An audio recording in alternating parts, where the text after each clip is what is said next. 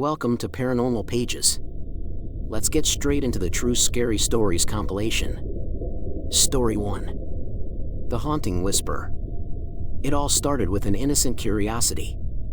I had always been drawn to antique shops, their dusty corners and hidden treasures calling to me like whispers from another era. On that fateful day, I wandered into a quaint little store nestled between towering buildings in the heart of the city. The shopkeeper, an elderly man with a knowing smile, greeted me warmly. "Looking for anything special?" he asked. Little did I know, what I found would change my life forever. As I meandered through the store, my eyes caught sight of a delicate necklace displayed under a glass dome. Its intricate design and the large emerald at its center mesmerized me. The shopkeeper noticed my interest and approached. "Ah, the Queen's necklace," he said, his voice barely a whisper. "A rare piece, once belonging to Queen Isabella. Legend has it, it's cursed." Despite his ominous words, I felt an inexplicable pull towards the necklace. I purchased it without hesitation, feeling a strange connection as I held it in my hands. That night, as I wore it for the first time, a chilling sensation washed over me. It was as if icy fingers were caressing my skin. I brushed it off as my imagination, attributing it to the power of suggestion from the shopkeeper's tale. The next few days passed uneventfully, but the necklace never left my neck. Then, one night, as I lay in bed, I heard it, a faint, whispering voice. "Obey me," it commanded, the words barely audible but undeniably real. I sat up, heart pounding, straining to hear more. The voice seemed to emanate from the necklace itself. I dismissed it as a dream and tried to sleep, but the unease lingered. The whispers grew louder with each passing night. "Bring me offerings," it urged. "Do as I say." The commands were insistent, echoing in my mind even during the day. I found myself drawn to dark, abandoned places, compelled to leave small trinkets and food. It was as if an invisible hand guided me, and no matter how much I resisted, the voice's pull was irresistible.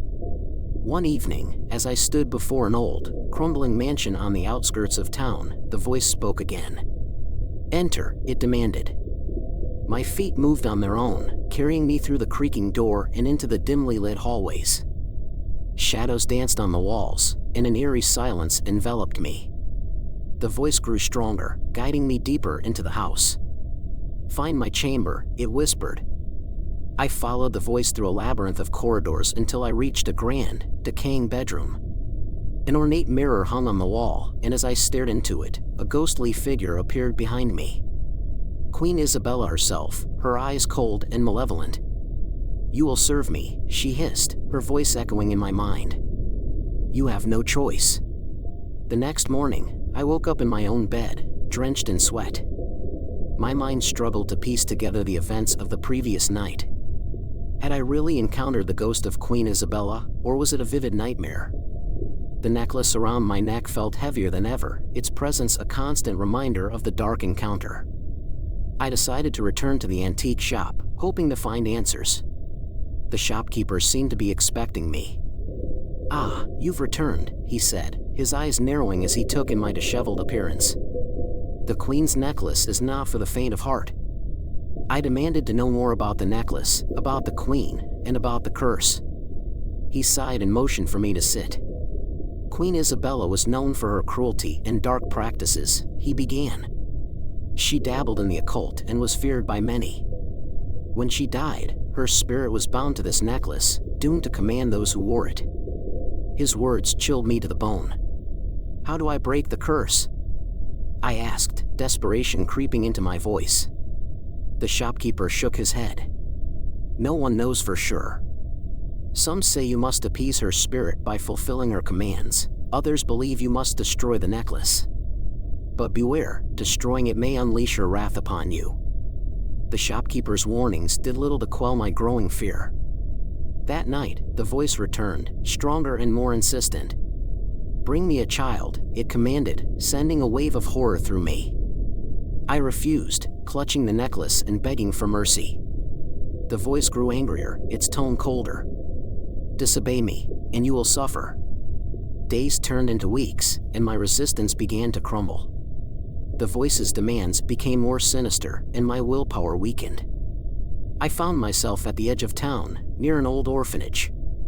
The voice urged me forward, promising relief if I obeyed. Trembling, I approached the building, the children's laughter echoing through the halls. I couldn't do it. I ran, tears streaming down my face, the necklace burning against my skin. Exhausted and broken, I returned home, collapsing on the floor. "I can't do this," I whispered, the weight of the curse crushing my spirit. The voice laughed, a chilling sound that echoed through the empty room. "You are mine," it taunted. "You cannot escape me." In a fit of desperation, I yanked the necklace off, throwing it across the room. But the relief was short-lived. The necklace slid back to me, as if drawn by an invisible force, wrapping itself around my neck with a cold, unyielding grip. With no other options, I sought help from a local historian who specialized in the occult. Dr. Alistair Graham was a man of many secrets, and he listened intently as I recounted my tale. "The spirit of Queen Isabella is powerful," he said, his voice tinged with concern. "She will not release you easily. We must find a way to sever the connection between her and the necklace." Together, we scoured ancient texts and conducted rituals, seeking a way to break the curse. One stormy night, Dr. Graham called me with a potential solution. "We must perform a ritual at the site of her burial," he explained. "Only then can we hope to free you from her grasp." With a glimmer of hope, I agreed, prepared to face whatever horrors awaited. As we made our way to the desolate graveyard, the voice's fury intensified, promising dire consequences for our defiance. Hey! Subscribe for more true scary stories. The graveyard was a foreboding place, shrouded in mist and silence. Dr. Graham and I moved cautiously, our flashlights cutting through the darkness. The ancient tombstones, many cracked and weathered by time, seemed to whisper secrets of their own. We found Queen Isabella's grave at the far end, a grand, decrepit mausoleum with her name etched in elegant script. The voice inside my head grew frantic, screaming at me to leave. Dr. Graham began preparing the ritual, drawing intricate symbols on the ground and lighting black candles. The air grew colder, and the atmosphere thickened with an unnatural presence. "Stay close," he warned, his voice barely audible over the rising wind. As he chanted in a language I couldn't understand, the ground beneath us trembled. The mausoleum door creaked open, revealing a dark, yawning void. I felt an invisible force pulling me towards the opening. The voice was louder now, a cacophony of commands and threats. "You cannot defy me," it roared. My body moved against my will, drawn into the mausoleum. Dr. Graham grabbed my arm, his grip firm but trembling. "Resist her," he urged. "You must fight." Inside the mausoleum, the air was thick with the stench of decay. Ancient relics and bones littered the floor, remnants of forgotten rituals. At the center stood a grand sarcophagus, its lid adorned with the image of the queen. The necklace around my neck pulsed with an eerie green light, matching the glow from the emerald at its center. Dr. Graham continued chanting, his voice strong and unwavering. Suddenly, a cold hand grasped my shoulder. I turned to see the ghostly form of Queen Isabella, her eyes burning with anger. "You dare to defy me," she hissed, her voice echoing through the chamber. I could feel her power, a dark, oppressive force that threatened to consume me. "I will not be your puppet," I shouted, my voice shaking with fear and determination. Dr. Graham's chanting grew louder, and the symbols on the ground began to glow. Queen Isabella's grip tightened, her fury palpable. "You will pay for this," she snarled, her form flickering and fading. The necklace burned hotter, searing into my skin. With a final, desperate effort, I tore the necklace from my neck and threw it into the glowing symbols. A blinding light filled the mausoleum, and a piercing scream echoed through the night. Queen Isabella's form disintegrated, her power dissipating into the ether. The necklace shattered, its pieces scattering across the ground. I collapsed to my knees, the weight of the curse lifting from my shoulders. Dr. Graham helped me to my feet, his face pale but relieved. "It's over," he said, his voice a mixture of exhaustion and triumph. As we left the graveyard, a sense of calm washed over me. The whispers were gone, and for the first time in weeks, I felt free. But as we reached the edge of the graveyard, a chill ran down my spine. I turned back, my eyes catching a faint glow from the mausoleum. The broken pieces of the necklace had reassembled, the emerald glowing ominously. Dr. Graham and I exchanged worried glances. "We may have won this battle," he said quietly, "but the war is far from over." The days following the ritual were eerily quiet. I returned to my daily routines, cautiously optimistic that the curse had been lifted. However, a nagging sense of unease lingered. I couldn't shake the memory of the necklace reassembling itself. Dr. Graham warned me to stay vigilant, but I was desperate to believe the nightmare was over. It wasn't long before the whispers returned, fainter but more insidious. They crept into my dreams, turning them into grotesque visions of Queen Isabella's torments. I saw her torturing innocents, conducting dark rituals, and claiming souls for her own. Each night, I woke up screaming, drenched in sweat. The voice was weaker but still relentless, a haunting reminder that she was not gone. Desperate for help, I reached out to Dr. Graham again. We delved deeper into the history of Queen Isabella, uncovering more about her dark practices and the binding spell that connected her spirit to the necklace. She was more powerful than we imagined, Dr. Graham explained, his face grim. Her spirit is anchored to this world by more than just the necklace. We need to sever all ties to her dark magic. Our search led us to an ancient grimoire, a book of dark spells and rituals. In its pages, we found a ritual that promised to banish a spirit permanently. The ritual required a personal item of the spirit, the blood of the cursed, and a sacred relic to trap the spirit. The personal item was the necklace, but obtaining the blood of the cursed, my own blood, and the sacred relic would be more challenging. Dr. Graham and I prepared meticulously, gathering the necessary items and planning the ritual. The final step was the most dangerous. We had to perform the ritual at the site where Queen Isabella had conducted her darkest magic. This place was rumored to be deep in the forest, a hidden clearing where the Queen's malevolent energy still lingered. On the night of the ritual, we ventured into the forest, guided by the whispers that now seemed to lead us. The air grew colder, and the forest darker as we approached the clearing. The atmosphere was heavy with dread, the shadows seeming to move on their own. We reached the clearing, a circle of ancient stones surrounding a stone altar, blackened with age and use. Dr. Graham began the ritual, chanting the ancient incantations while I stood by, clutching the necklace and the grimoire. The air crackled with energy, and the ground trembled beneath our feet. As Dr. Graham reached the climax of the ritual, I stepped forward, placing the necklace and a few drops of my blood on the altar. The sacred relic, a silver cross blessed by a powerful cleric, was placed beside them. Suddenly, the whispers turned into a deafening roar. The ground split open, and a dark, swirling vortex emerged, pulling at everything around it. Queen Isabella's ghostly form appeared, her face twisted with rage.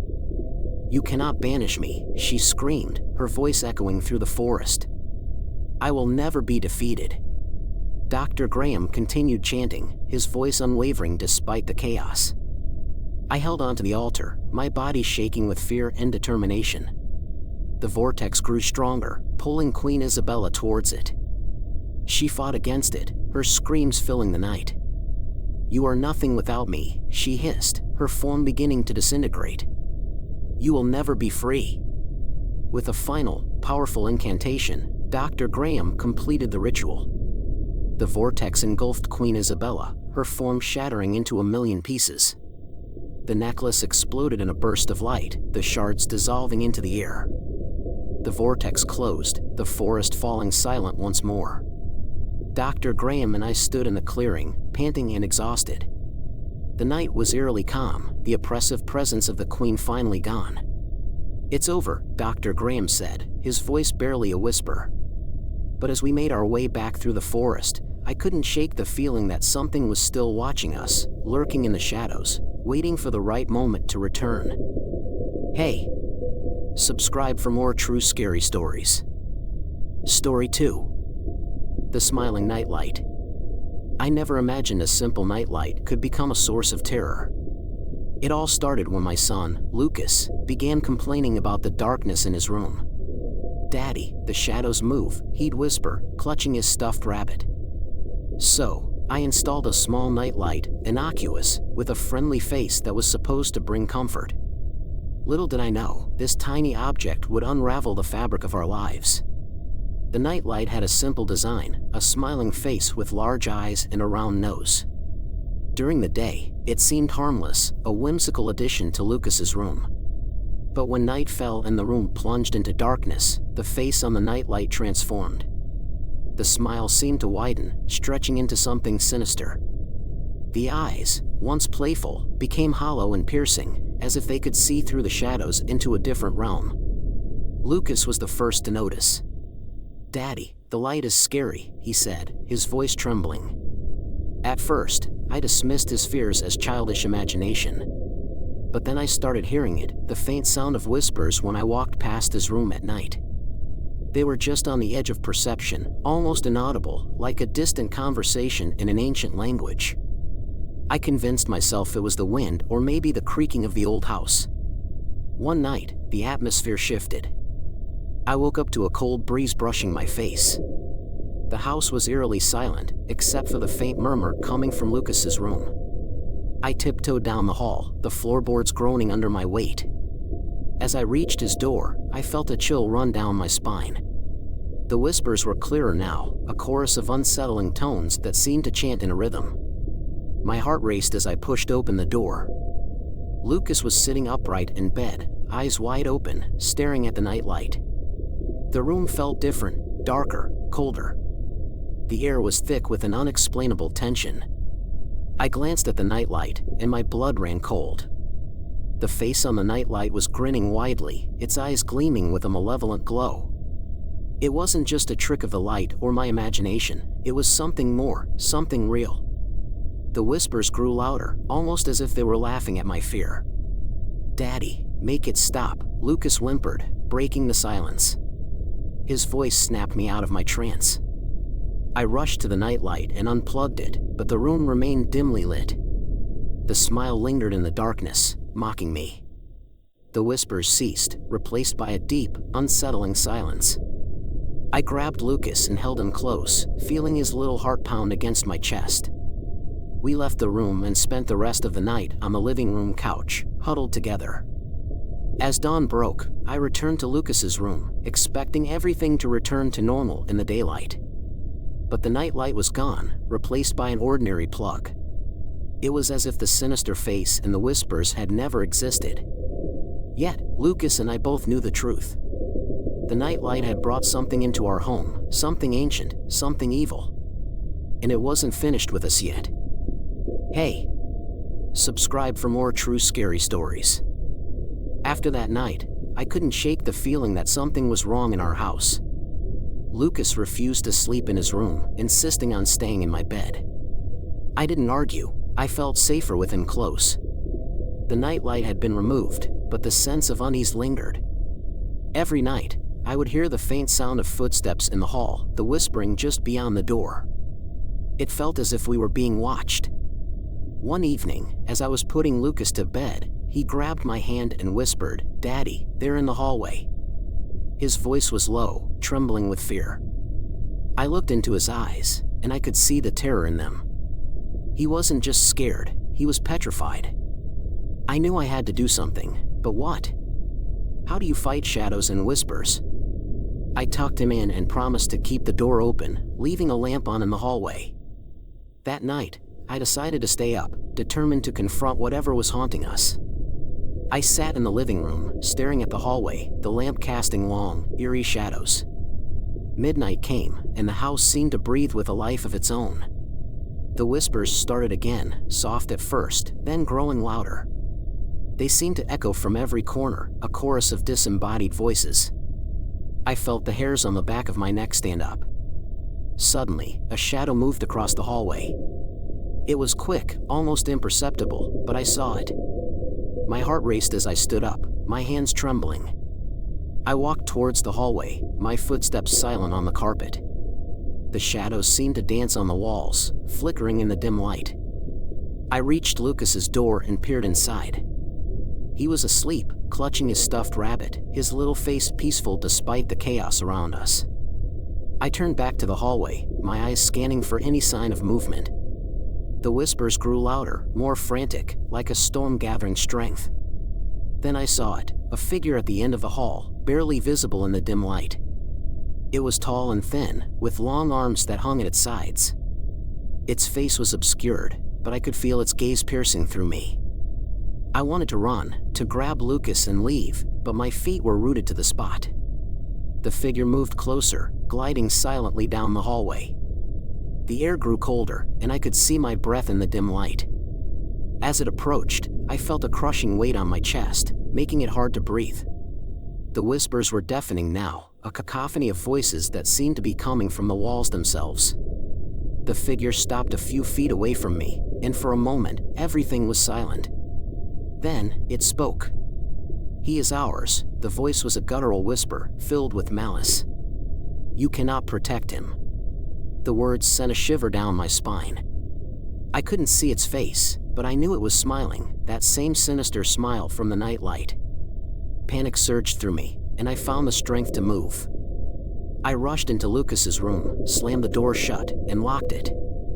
I grabbed a chair and wedged it under the doorknob, my hands shaking. Lucas woke up, startled. "Daddy, what's wrong?" he asked, rubbing his eyes. I pulled him close, trying to steady my breathing. "Nothing, buddy. Just a bad dream," I lied, hoping to calm him.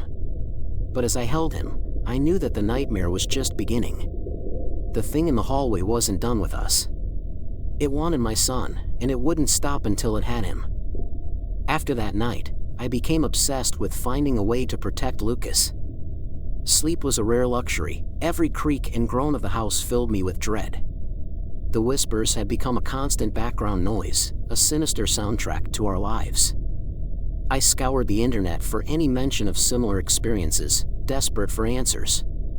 Most forums dismissed such occurrences as hallucinations or overactive imaginations. But one thread caught my eye, a discussion about haunted objects and how to cleanse them.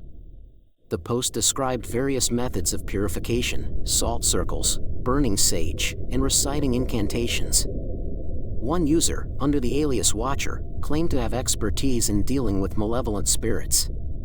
They detailed a ritual that supposedly banished entities tied to objects. It sounded absurd, but I was desperate.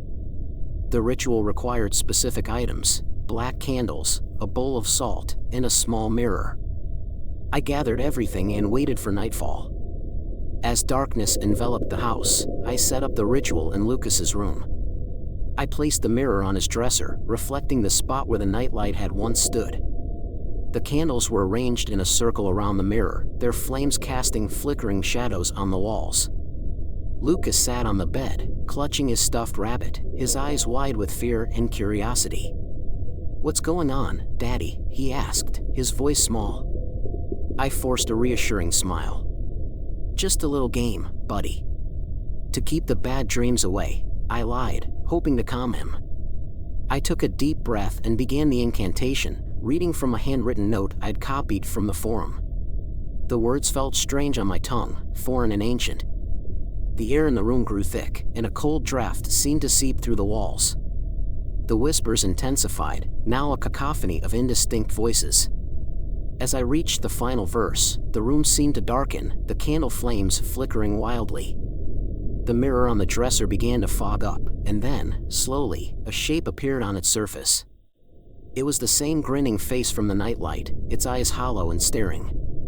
My heart pounded in my chest as I continued the incantation, my voice barely steady. The face in the mirror twisted into a grotesque smile, and the whispers rose to a fever pitch. Suddenly, the mirror cracked, a thin line splintering across its surface. The room plunged into darkness as the candles snuffed out simultaneously. The temperature dropped, and I felt a cold, oppressive presence fill the space. Lucas screamed, and I grabbed him, shielding him with my body. In the darkness, the whispers morphed into laughter, a cruel, mocking sound that echoed in the pitch-black room. A voice, deep and menacing, spoke from the shadows. "Foolish man. You cannot banish what has always been here. The words seemed to vibrate through the room, making the air hum with energy. I felt a surge of panic. This wasn't just a malevolent spirit, it was something ancient and powerful, something beyond my comprehension. The entity was toying with us, feeding off our fear. The laughter faded, and for a moment, there was silence. Then, the room began to shake, the walls vibrating as if something immense was trying to break through. The pressure was unbearable, like being trapped under a crushing weight. I held Lucas close, whispering that everything would be all right, though I wasn't sure if I believed it myself. The room was filled with a blinding light, and then, just as quickly, it was gone. When I opened my eyes, the room was as it had been, no cracked mirror, no black candles, just the ordinary furniture and toys. Lucas was sobbing quietly, clinging to me. I looked around, disoriented. Had it worked? Had the ritual banished the entity? But deep down, I knew it hadn't. The thing wasn't gone, it was simply waiting, watching. And I feared that the worst was yet to come. The days after the ritual were eerily quiet. The whispers had ceased, and the oppressive presence seemed to have lifted. Lucas was still afraid, but his night terrors had stopped. For a moment, I dared to hope that we had rid ourselves of the entity. But the silence felt ominous, like the calm before a storm. I couldn't shake the feeling that something was lurking in the shadows, waiting for the right moment to strike. One night, as Lucas slept soundly beside me, I was jolted awake by a sharp, cold breath on my neck. My eyes snapped open, and I found myself staring into the darkness. The air was thick and cold, and I felt a presence beside the bed. My heart raced, pounding in my chest like a drum. I turned on the lamp, casting a warm glow over the room, but nothing was there. The room was empty, yet the sensation of being watched was palpable. Suddenly, the lights flickered, and the air grew colder. The temperature dropped rapidly, and I saw my breath mist in the air. Then, a soft, familiar humming filled the room, the same eerie tune Lucas used to hum when he was younger. It sent a shiver down my spine.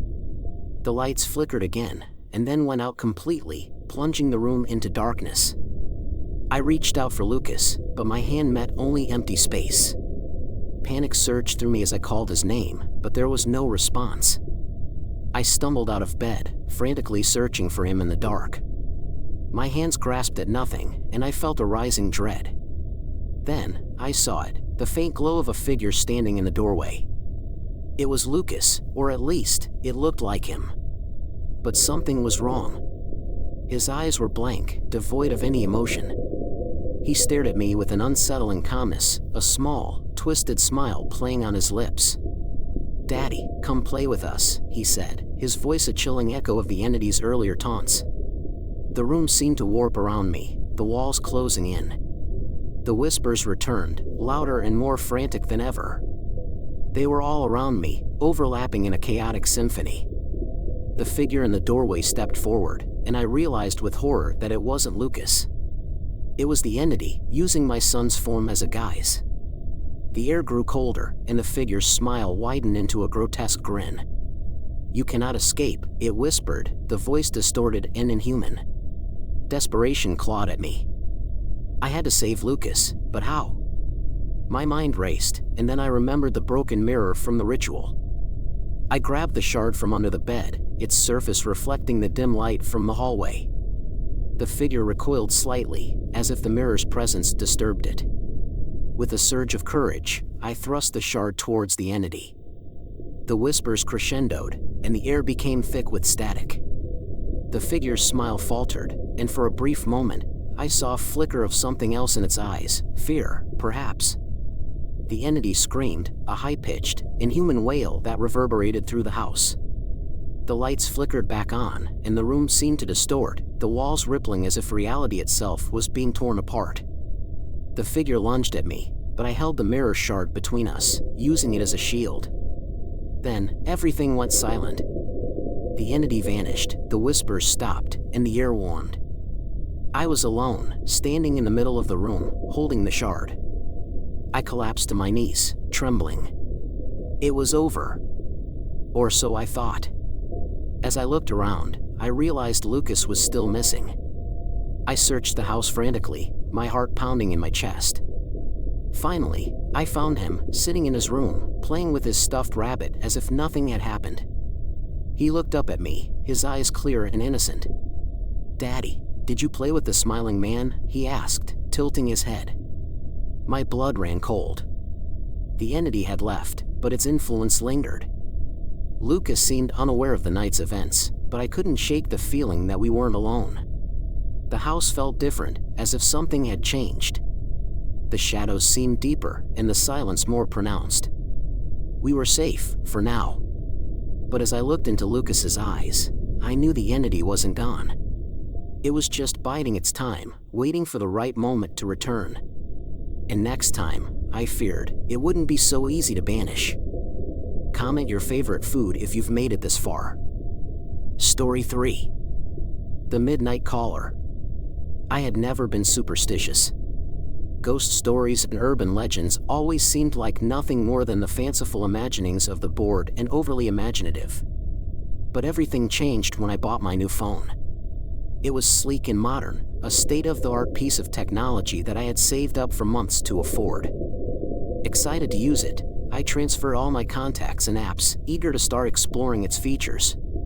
The novelty quickly wore off, however, as I soon began receiving strange calls every night at midnight. The first call came just 3 days after I bought the phone. I was lying in bed, drifting off to sleep, when the sharp ring jolted me awake. I groggily reached for the phone on my nightstand and squinted at the screen. The caller ID read "number not in service." Confused but not yet alarmed, I answered the call. Silence greeted me on the other end, followed by heavy, labored breathing. I waited for the person to speak, but after a minute of nothing but eerie breaths, I hung up and dismissed it as a prank. The next night, the call came again at exactly midnight. This time, I hesitated before answering. When I finally picked up, the same heavy breathing echoed in my ear. "Who is this?" I demanded, my voice shaking slightly.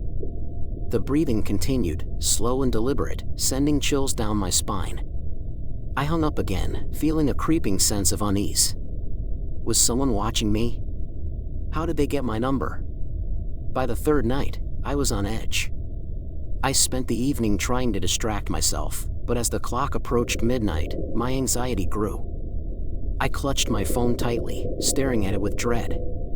When it rang, I jumped, my heart pounding in my chest. The caller ID once again read "number not in service." This time, I didn't answer. I watched as the call went to voicemail, then quickly checked the message. There was nothing but the sound of that same unsettling breathing.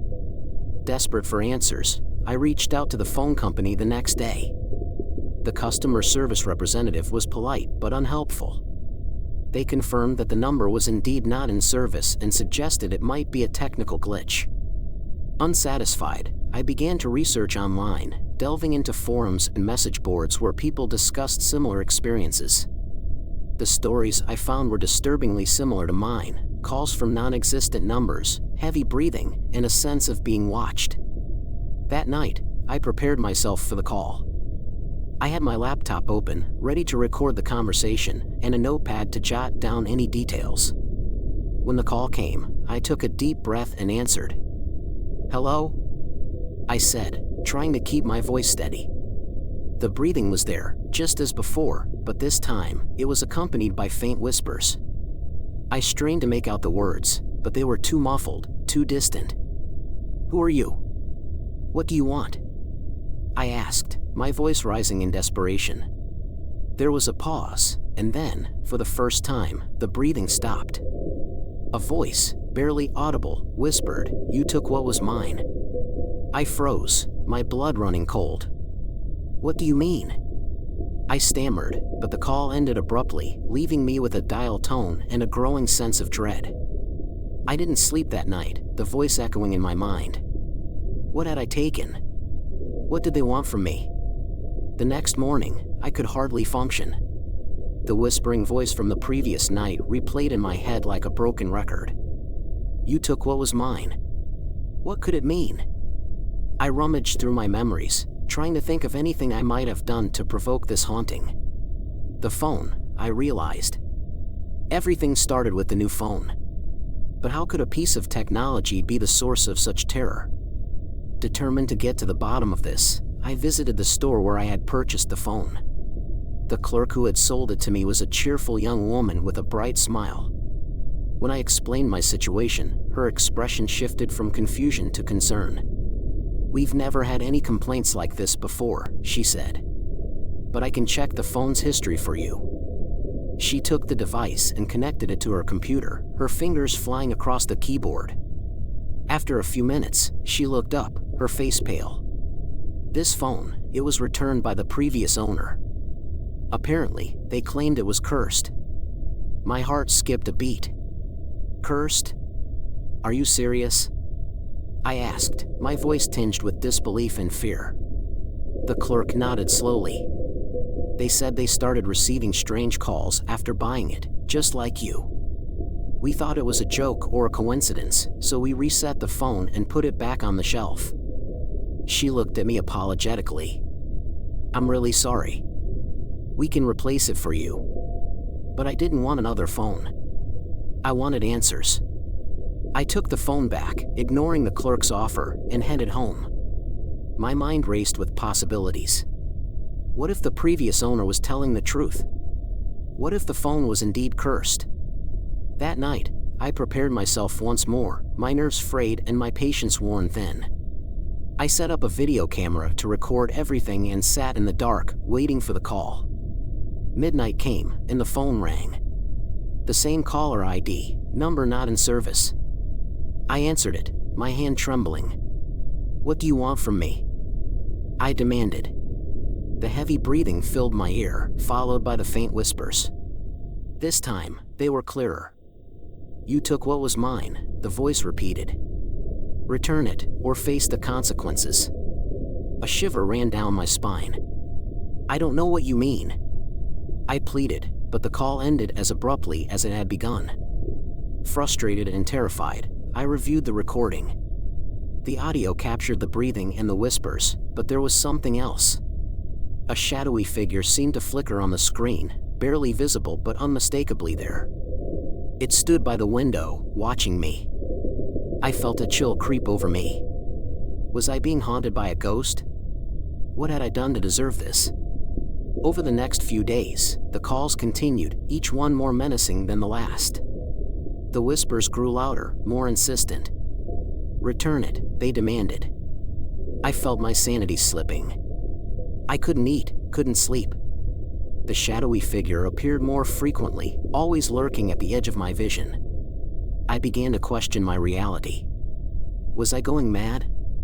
Desperate, I reached out to a paranormal investigator. His name was Dr. Samuel Graves, and he had a reputation for dealing with the supernatural. When I explained my situation, he listened intently, his expression grave. "It sounds like you're dealing with a vengeful spirit," he said. "Something has attached itself to that phone, and it wants something from you." He agreed to come to my house the next night to perform a cleansing ritual. That night, as I waited for Dr. Graves, I felt a sense of impending doom. The clock struck midnight, and the phone rang. My heart pounded in my chest as I answered it. The voice was louder this time, almost a scream. "Return it," it shouted. "You took what was mine."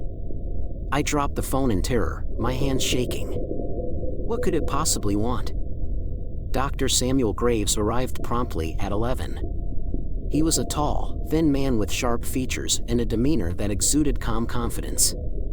He carried a small leather case, which he set down carefully on my coffee table. "Let's get started," he said, his voice steady and reassuring. He began to unpack his tools, candles, incense, a silver bell, and a worn leather-bound book filled with arcane symbols. As he arranged the items around the room, he explained the process. The spirit is bound to the phone, likely due to some traumatic event or unfinished business. The goal is to sever that connection and send it back to where it belongs. He lit the candles and incense, filling the room with a heady, soothing scent. The air grew thick with anticipation as he began to chant in a low, rhythmic tone. I watched him work, a mixture of hope and fear swirling inside me. The clock ticked closer to midnight, and my anxiety mounted. Dr. Graves continued his chanting, his voice growing louder and more commanding. He rang the silver bell, its clear, sharp tone cutting through the air. As the final stroke of midnight sounded, the phone rang once more. The dreaded caller ID flashed, number not in service. Dr. Graves motioned for me to answer it. With trembling hands, I picked up the phone. "Hello?" I whispered, my voice barely audible. The heavy breathing returned, followed by the now familiar voice. "Return it," the spirit demanded, its tone filled with fury and desperation. Dr. Graves stepped forward, chanting louder, his voice merging with the spirit's cries. The air around us seemed to vibrate with energy. Suddenly, the room grew icy cold.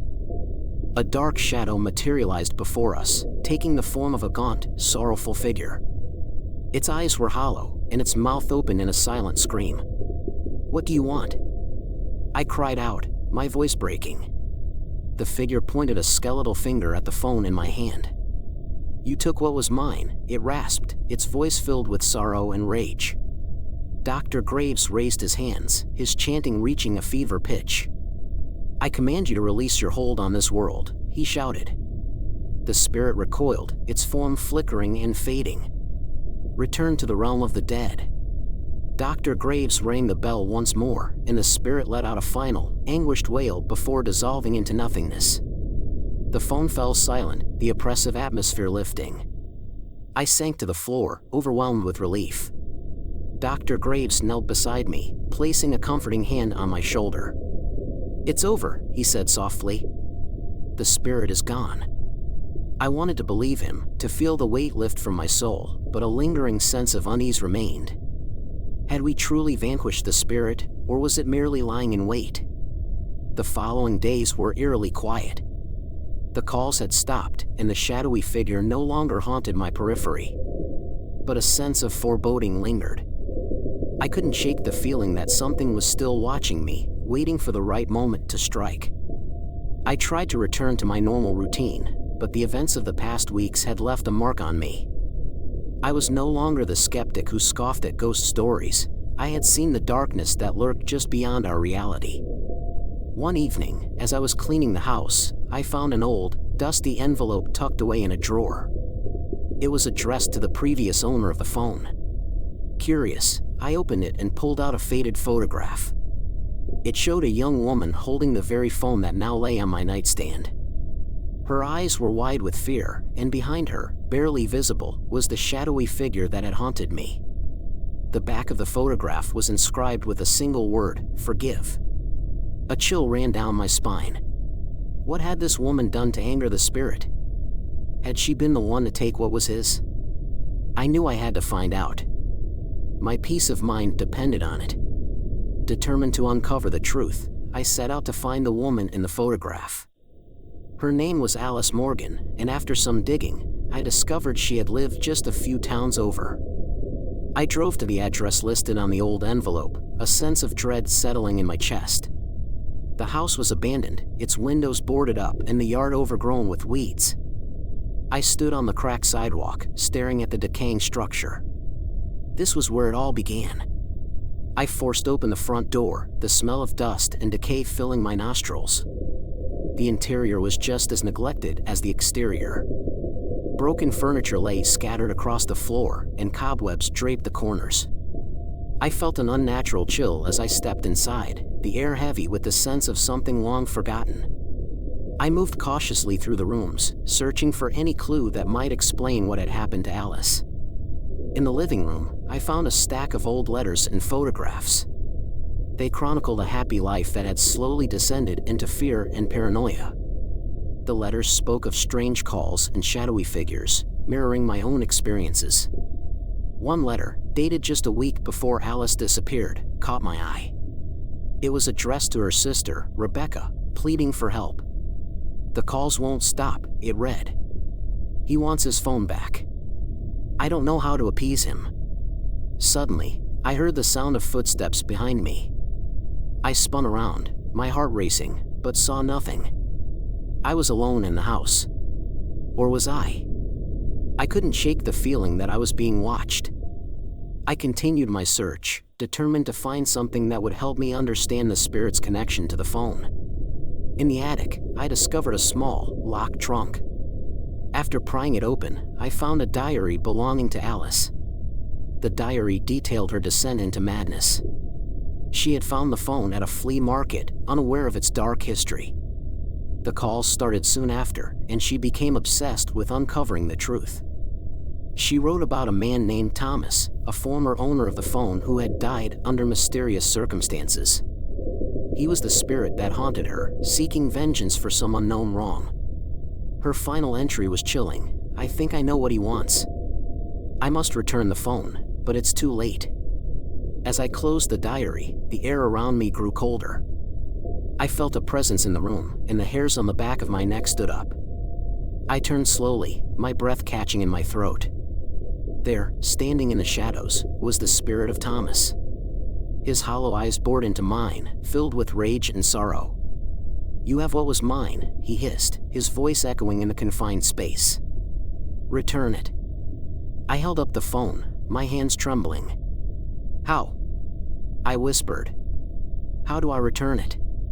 The spirit stepped closer, his form flickering like a candle in the wind. "Forgive," he said, his voice softer now, almost pleading. "Forgive and be forgiven." I didn't understand, but I knew I had to try. Clutching the phone, I closed my eyes and whispered a prayer for forgiveness, for both Alice and myself. The room grew silent, the oppressive atmosphere lifting. When I opened my eyes, the spirit was gone. I felt a weight lift from my shoulders, and for the first time in weeks, I could breathe freely. I left the house, the phone still clutched in my hand, and drove home. I knew what I had to do. I returned to the store and handed the phone back to the clerk. "Destroy it," I said. "It carries a curse." That night, as I lay in bed, I felt a sense of peace. The calls had stopped, and the shadowy figure no longer haunted me. But as I drifted off to sleep, my phone rang. Heart pounding, I glanced at the screen. Number not in service. My blood ran cold. With a shaking hand, I answered the call. A familiar voice whispered, "You cannot escape." The line went dead, and I knew the horror was far from over. The spirit's curse had not been broken. It had only just begun. Story 4. Turn back now. It started as a routine trip back home after a weekend spent visiting my sister. The sun was setting, casting long shadows across the winding country roads. I had driven these roads countless times before, the GPS on my phone merely a formality. As I approached a familiar intersection, the calm voice of the GPS broke the silence, "Turn around when possible." I frowned, glancing at the screen. The route was correct, there was no reason to turn around. Shrugging it off, I continued driving. A few minutes later, the GPS repeated its instruction, "Turn around when possible." This time, the voice seemed slightly off, a hint of urgency threading through the normally monotonous tone. I chalked it up to a glitch and kept driving, determined to reach home before darkness fully descended. 10 minutes passed in silence, the only sound being the hum of the car's engine and the occasional rustle of leaves in the wind. Just as I began to relax, the GPS spoke again, louder and more insistent, "Turn around now." My hands tightened on the steering wheel. There was an edge to the voice now, something that set my nerves on edge. I glanced at the screen again, noting the correct route displayed. Something wasn't right, but I pushed the thought away, focusing on the road ahead. As I passed through a particularly dense stretch of forest, the sky now a deep shade of twilight, the GPS spoke again, its voice desperate, almost pleading, "Please, turn around now." My heart skipped a beat, and I pulled the car to the side of the road, staring at the device. The voice had changed, it sounded almost human, filled with an emotion that no machine should possess. I turned the GPS off, deciding to rely on my memory to get me home. Continuing my drive, I couldn't shake the feeling of being watched.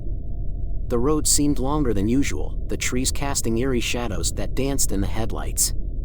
As I approached a sharp bend, I saw something in the distance, a figure standing by the side of the road. I slowed down, squinting to get a better look. The figure was shrouded in darkness, but as my car drew closer, I saw it was a woman, her eyes wide with fear. I rolled down the window, intending to ask if she needed help, but before I could speak, she screamed, "Turn around. You have to turn around." Her voice was the same as the GPS, filled with a desperation that chilled me to the bone. My blood ran cold, and I slammed my foot on the gas, speeding away from the terrifying figure. My heart pounded in my chest as her scream echoed in my ears, growing fainter as I drove further away. Panic set in as I realized I had no idea where I was. The road twisted and turned, the familiar landmarks replaced by an unsettling landscape of shadows and darkness. I checked my phone, but it had no signal. I was alone, lost in a place that seemed to grow more sinister with each passing minute. The voice in my head was relentless, repeating the haunting command, "Turn around." Hey!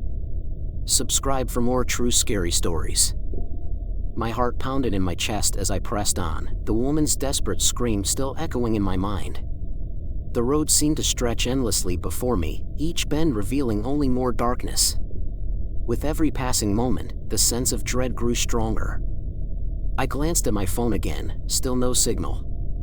The GPS was off, but its final command lingered like a ghost in the car, "Turn around."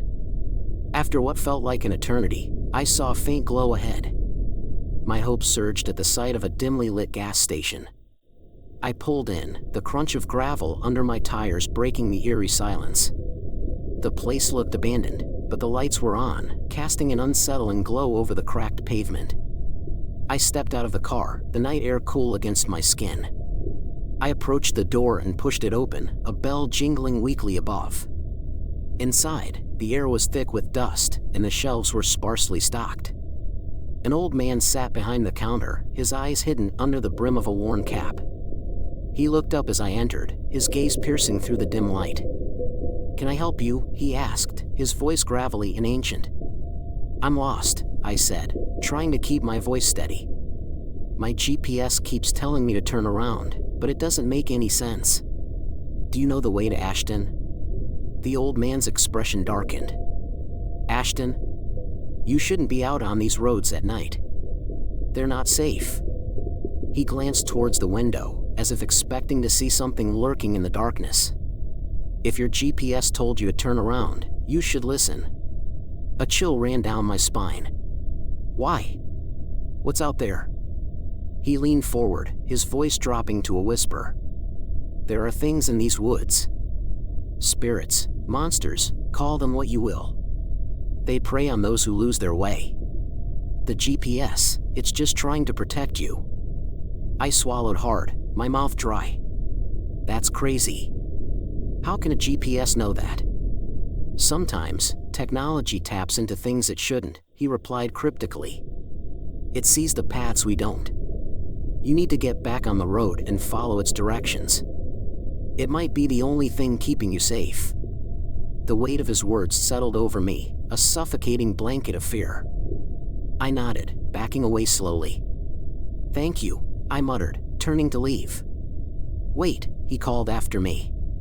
"Take this." He handed me a small, rusty key. "There's an old church a few miles back. If you find yourself in trouble, this might help." I took the key, its metal cold against my palm.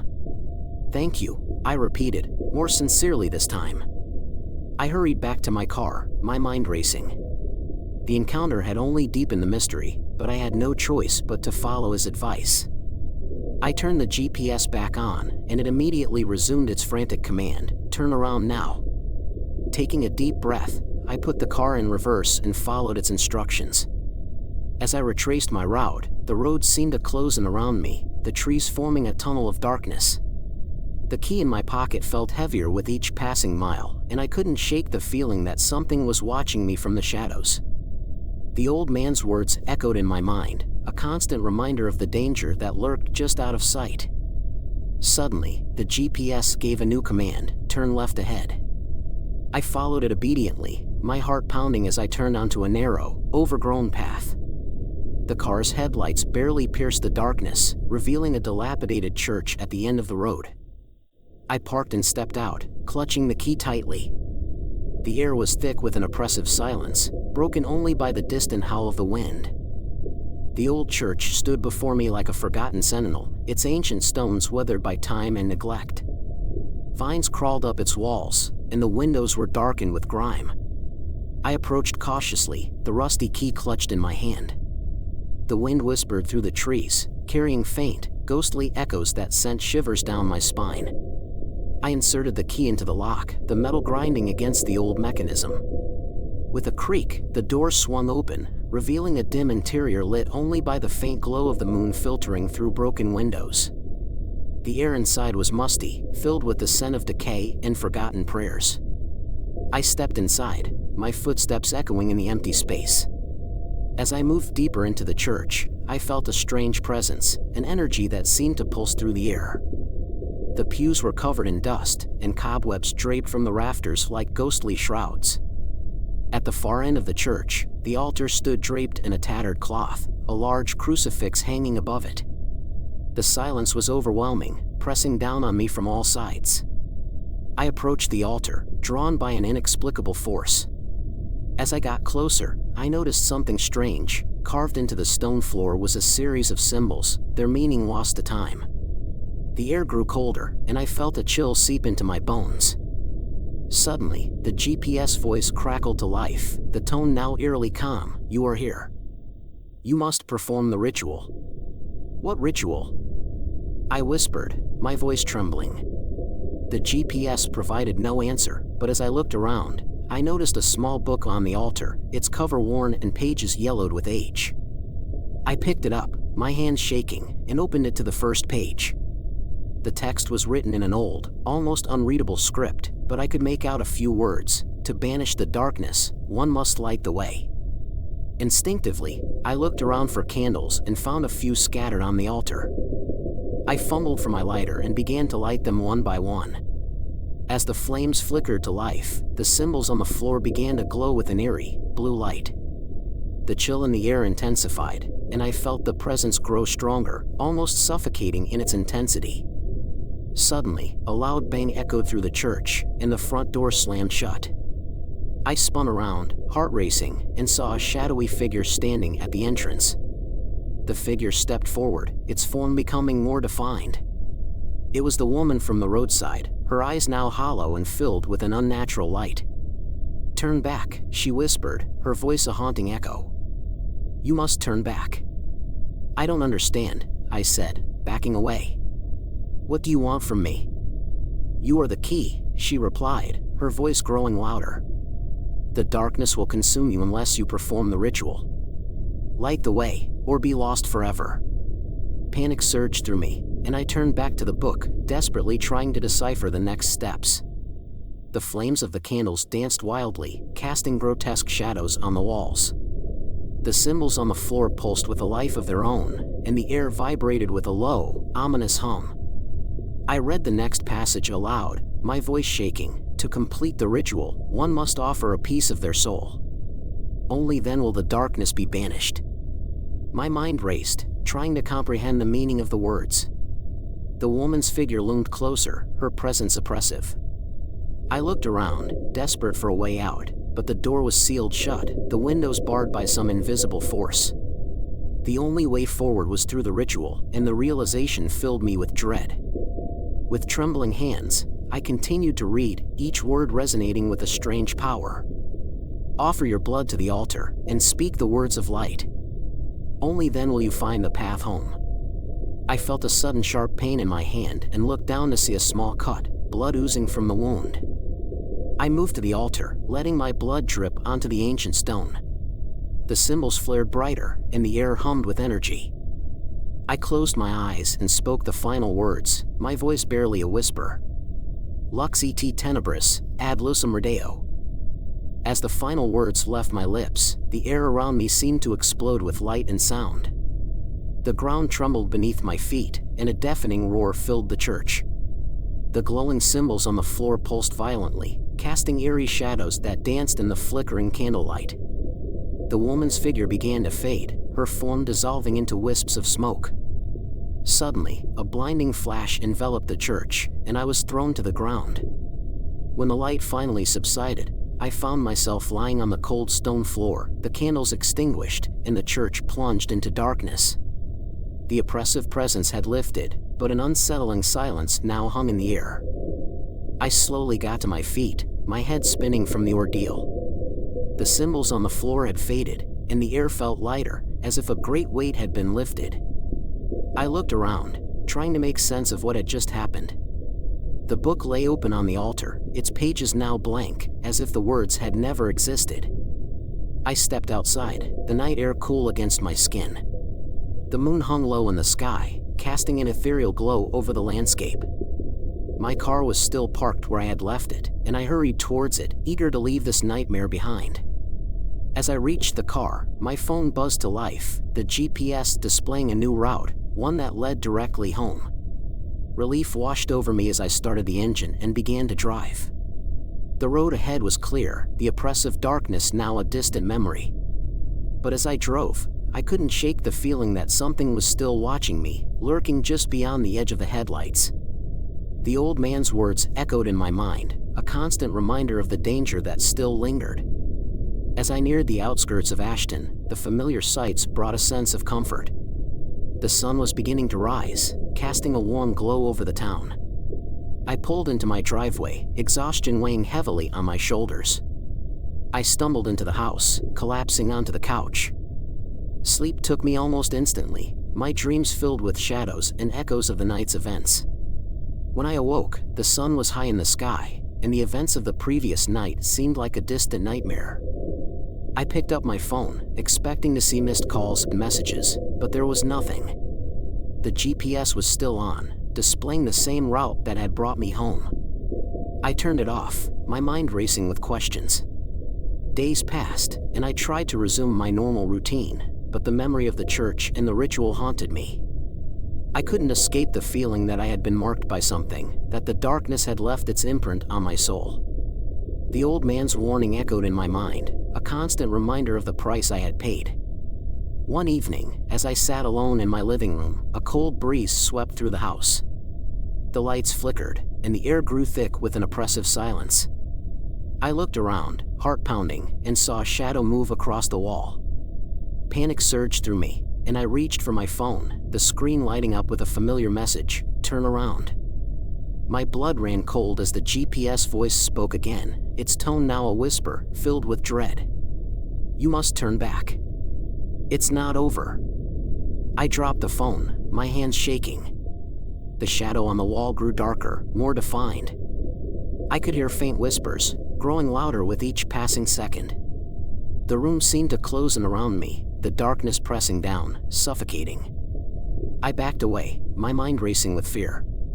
The shadow took shape, becoming the figure of the woman, her eyes hollow and filled with an unnatural light. She stepped forward, her voice echoing through the room, "You must turn back, or be consumed by the darkness."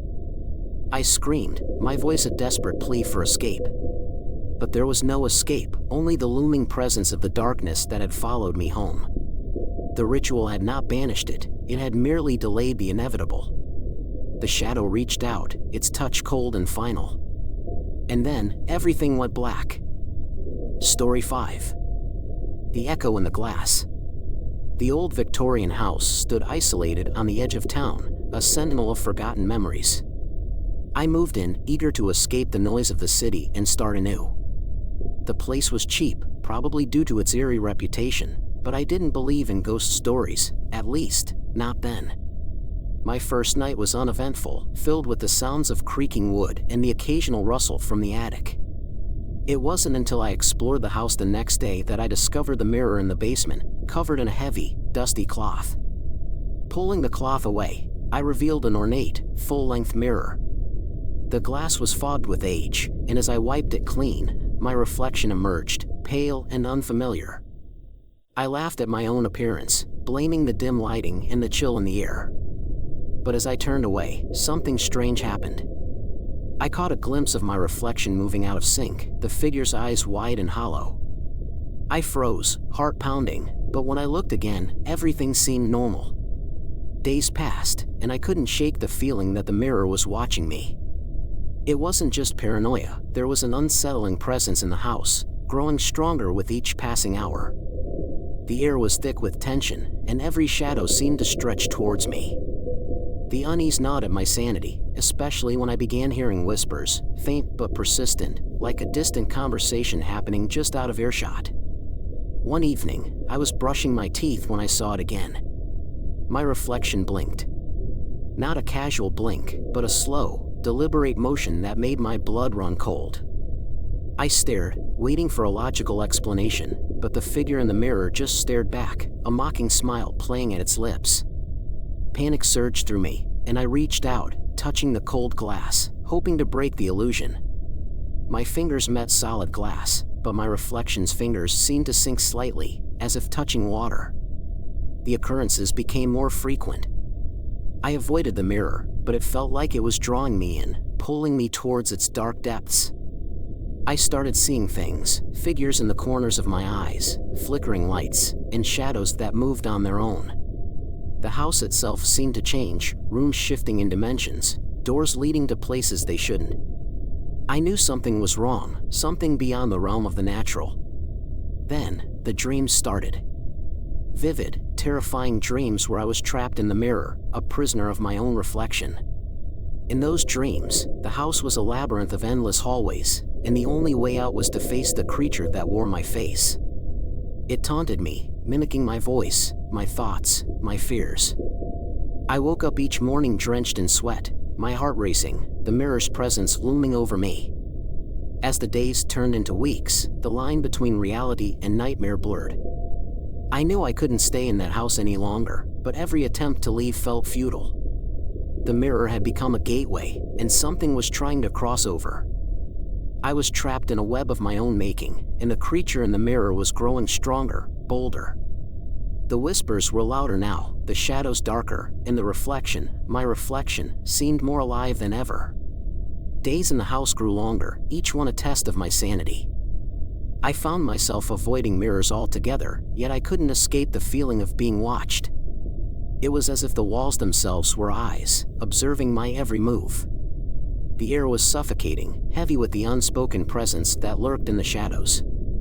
I tried to distract myself with books, music, anything to drown out the silence, but nothing could shake the feeling of dread that settled deep in my bones. One afternoon, while searching for a box of old photos, I stumbled upon an old journal tucked away in a drawer.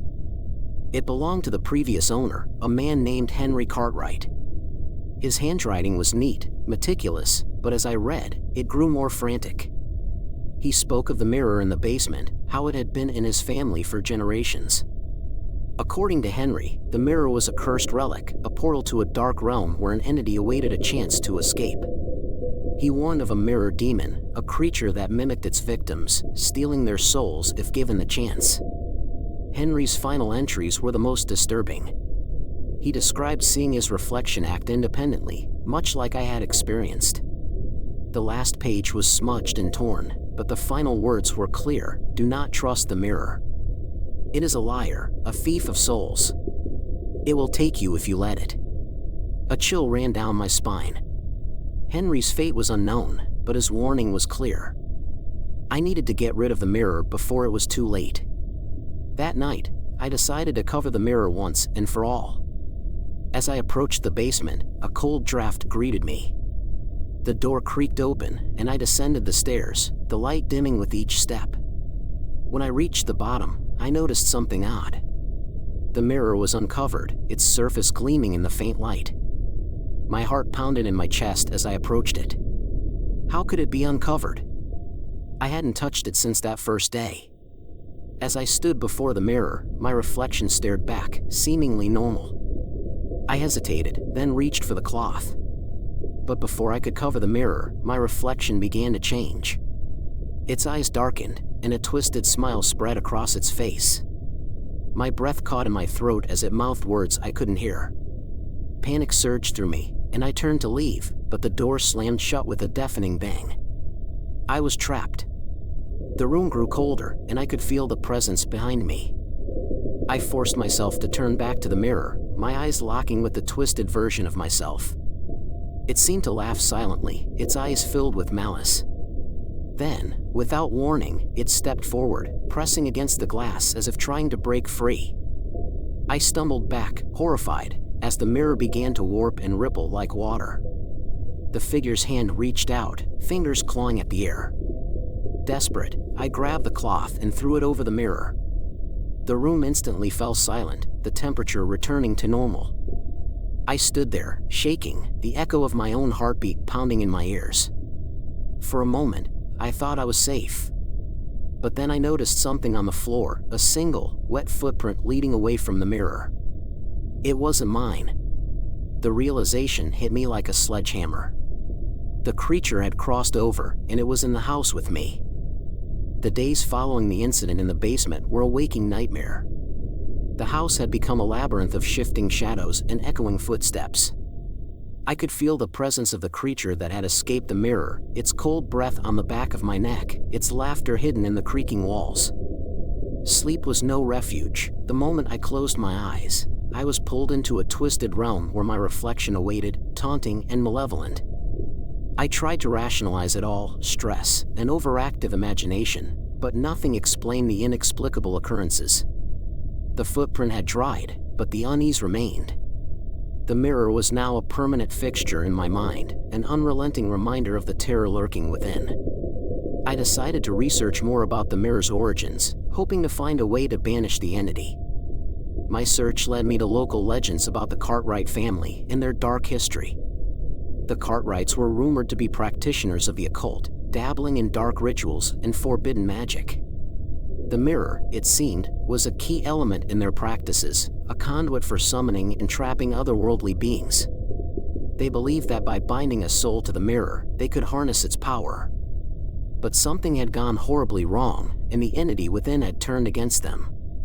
The last of the Cartwrights had sealed the mirror, hoping to contain the malevolent force, but it was too late. The creature was already too strong. One evening, as I sat in the dimly lit study, I heard a soft whisper. At first, I thought it was the wind, but the voice became clearer.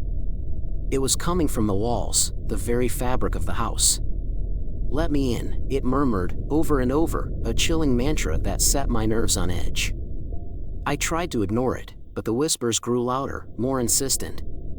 It was as if the house itself was urging me towards the mirror, a compulsion I couldn't resist. With trembling hands, I descended into the basement. The air was thick with a palpable tension, the shadows darker and more oppressive. The mirror stood there, covered and silent, but I could feel the entity's presence on the other side, waiting. I knew I couldn't destroy the mirror, that would only free the creature completely. I had to find another way to trap it, to seal it back into its glass prison. I began to recall the rituals described in Henry's journal. There were passages about binding and banishment, spells meant to contain the malevolent spirits. I gathered the necessary items, a candle, a piece of chalk, and a silver knife, my hands shaking as I drew the sigils around the mirror. The air grew colder, the whispers more frantic. I felt the creature's anger, its frustration. It knew what I was trying to do. As I chanted the incantation, the mirror began to tremble, the glass rippling like a disturbed pond. The room filled with an otherworldly wind, blowing out the candle and shrouding everything in darkness. In the pitch black, I could see my reflection, glowing with a pale light, its eyes filled with hatred. It slammed against the glass, its mouth moving in silent screams. I could feel its rage, its desire to break free and consume me. Suddenly, the mirror's surface shattered, shards of glass flying in all directions. I shielded my face, feeling the sting of the cuts. When I opened my eyes, the reflection was gone. The room was silent, the air still. I had done it. I had banished the creature, or so I thought. But then, I saw it, a crack running down the middle of the mirror, and from within, a dark, shadowy figure emerging. It wasn't over. The creature had found another way, and it was free. The sight of the shadowy figure emerging from the cracked mirror sent a jolt of terror through me. It was no longer bound by the glass, but neither was it fully corporeal. It moved with a fluid grace, its form shifting and twisting, a dark blur against the dim light of the basement. I stumbled back, feeling the cold concrete under my hands as I scrambled to my feet. The room felt colder, the shadows more oppressive, as if the very house was closing in on me. "Who are you?" I whispered, my voice barely audible over the pounding of my heart. The figure paused, then tilted its head, a grotesque mimicry of curiosity. It was almost human, but its features were distorted, a grotesque parody of my own face. Its eyes glowed with an unholy light, and when it spoke, its voice was a chorus of whispers, as if multiple voices were speaking through it. "I am you," it said, the words echoing in the confined space. "I am your reflection, the darkness within." I backed away, my mind racing. This wasn't just a creature from another realm, it was a manifestation of my deepest fears, my darkest thoughts. The mirror had not just reflected my appearance, it had reflected my soul, the parts of me I tried to hide. And now, that darkness was free, given form by the cursed object in the basement. The entity advanced, its movements slow and deliberate, as if savoring the moment. Desperation clawed at my mind. I had to stop it, but how? The rituals had failed, and I had no other weapons at my disposal. The creature seemed to sense my hopelessness, its smile widening, revealing sharp, shadowy teeth. It raised a hand, and I felt a cold grip around my throat, choking off my breath. Panic set in, and I struggled, clawing at the invisible force, but it was no use. The darkness was overwhelming, consuming. In that moment of despair, I remembered the silver knife. It was still in my pocket, a last remnant of my failed ritual. My hand closed around the hilt, and with a desperate cry, I plunged it into the creature's chest. There was a moment of resistance, then a burst of icy cold as the blade sank into the shadowy form. The creature shrieked, a sound like 1,000 voices crying out in agony. It recoiled, its grip loosening, and I gasped for air, falling to my knees. The entity writhed, the silver blade glowing with an otherworldly light. The shadows around it began to dissipate, and for a moment, I thought I had won. But then, with a final, shuddering breath, the creature lunged at me. Its form collapsed around me, enveloping me in darkness. I felt a coldness seep into my skin, my very soul, as the world around me faded away. The last thing I saw was my own reflection in the shattered mirror, staring back at me with eyes full of terror. I woke up in my bed, drenched in sweat. The morning light filtered through the curtains, casting long shadows on the walls. It felt like a dream, a terrible, vivid nightmare. But as I sat up, I noticed the cuts on my arms, the faint pain in my chest. It had been real. I rushed to the basement, hoping to find some evidence, some proof of the horror I had faced. But the mirror was gone, the basement empty and undisturbed. I returned to my room, feeling a strange emptiness. As I washed my face, I glanced into the bathroom mirror. My reflection stared back, calm and familiar. But then, it blinked. A cold chill ran down my spine. I looked closer, and my reflection smiled, a dark, knowing smile. The creature had one. It was inside me now, a part of me, and there was no escaping it. The mirror had been a portal, not just for the entity, but for the darkness within myself. I was trapped, a prisoner of my own reflection, forever haunted by the monster that now wore my face. Story 6. The Forbidden Gaze. The sea was an endless, dark abyss, its waves crashing against the rocky shores with a fury that mirrored the storm brewing in the sky. My name is Isaac Hale, and I had been the lighthouse keeper on Blackstone Isle for the past 5 years. The isolation suited me, no one around to judge or question my past. It was just me, the lighthouse, and the ever-watchful eye of the sea. Old Tom, the previous keeper, had been adamant about one thing: never look directly into the light, he warned. It's a curse, that light. A portal to the other side. The souls of the drowned, they stare back if you do. At first, I thought he was just an old man spouting superstitions, a relic of a bygone era clinging to ghost stories. But there was something in his eyes, a haunted look that made me pause. As weeks turned into months, the routine became my solace. The light was my duty, my responsibility. It kept sailors safe, guiding them away from the treacherous rocks that claimed so many lives.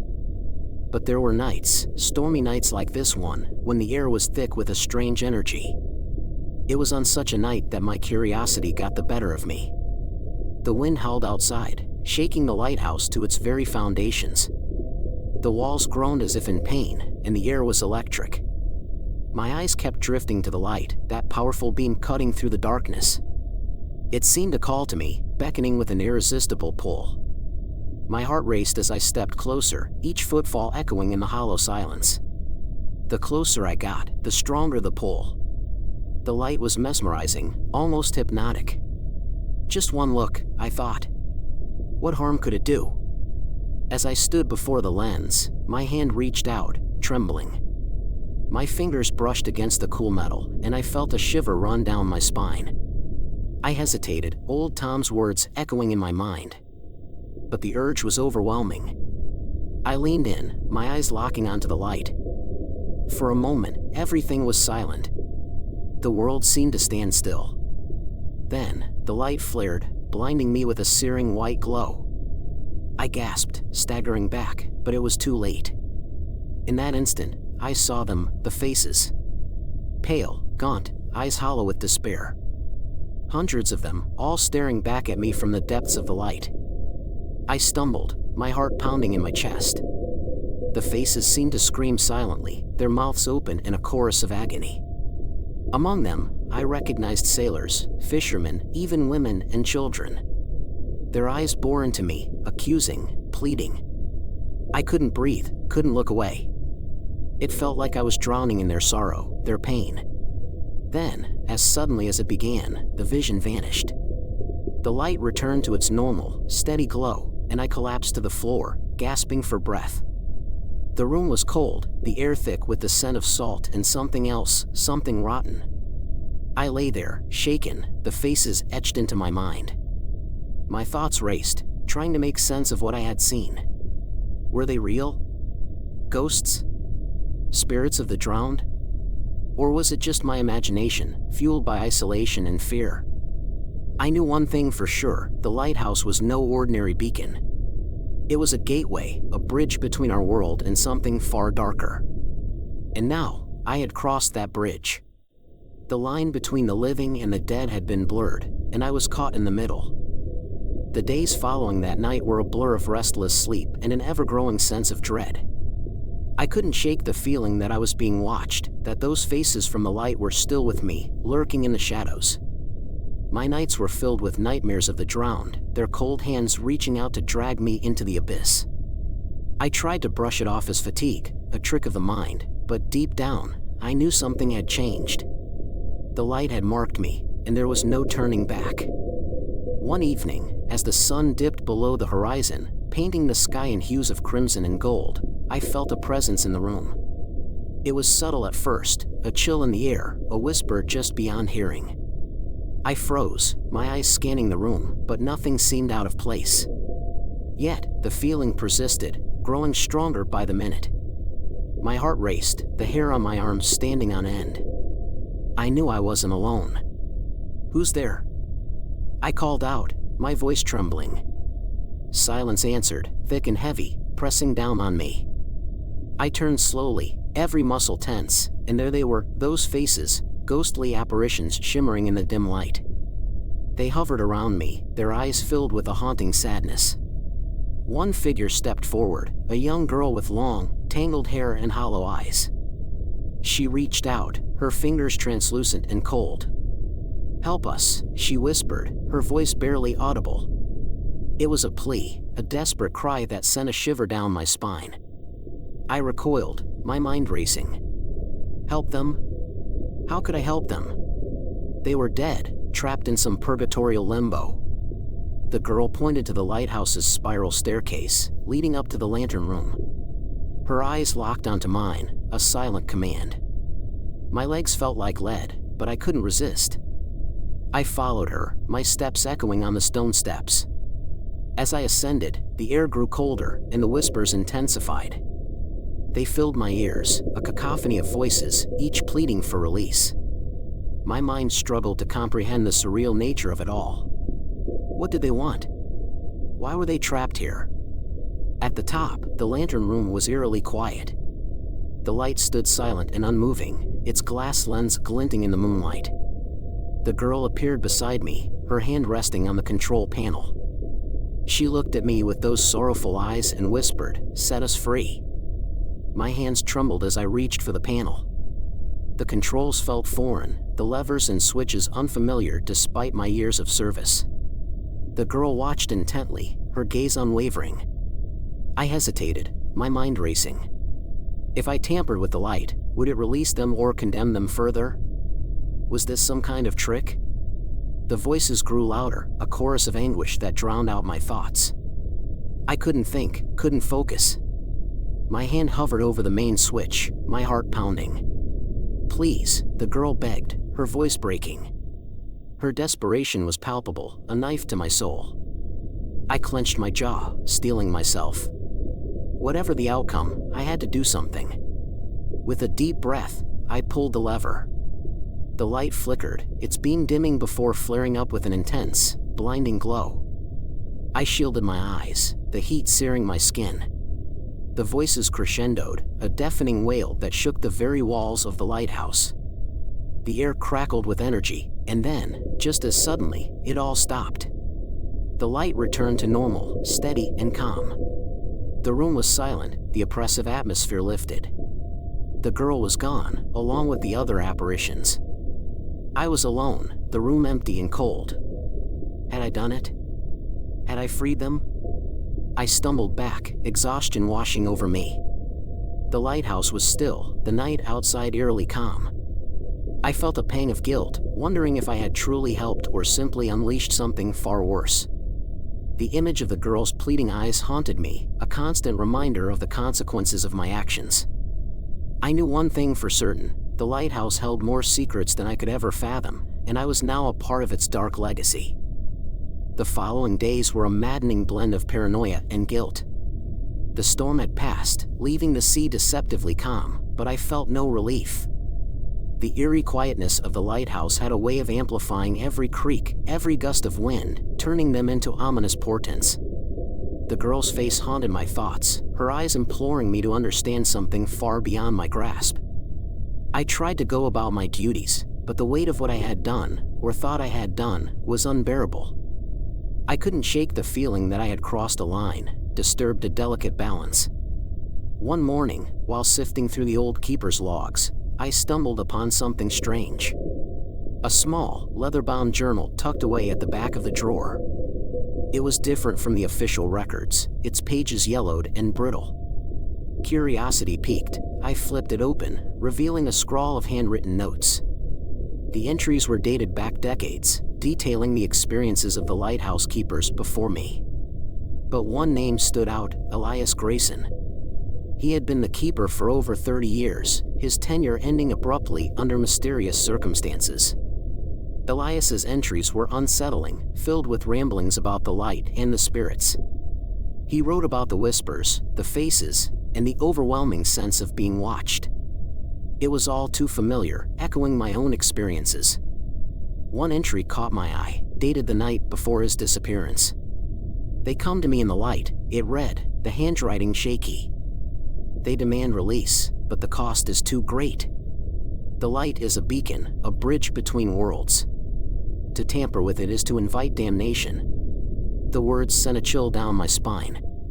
What had I done? Had I unleashed something that should have remained sealed? As I pondered the implications, a realization struck me. The light wasn't just a navigational aid, it was a prison, holding back the souls of the drowned. Elias had known, and now, so did I.